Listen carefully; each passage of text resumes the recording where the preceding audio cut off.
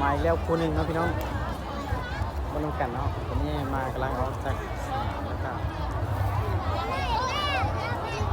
ออกจากสนามกำลังสมาชิกใส่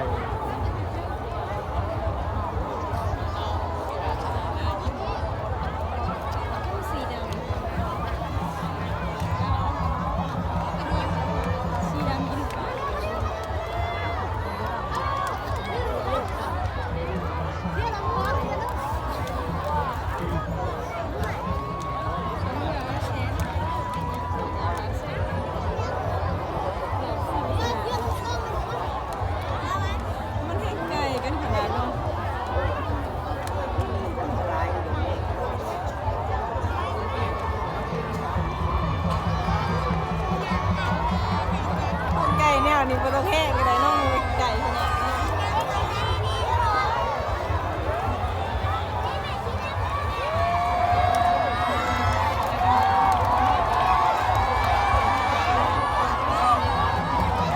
จะให้กับสีดำมาเลยนอกจากสีดำใส่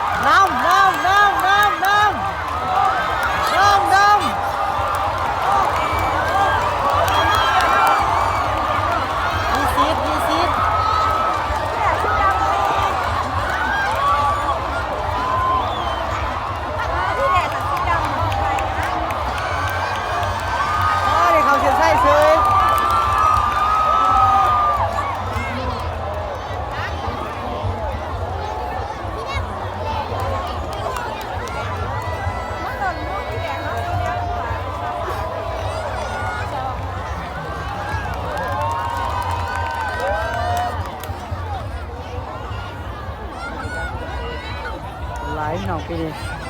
ไลฟ์นี้ฝากเป็นน้ำต่อไปเลย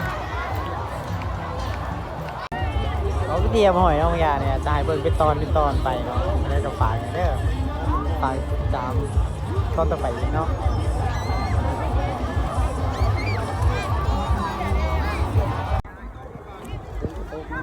ต้นไม้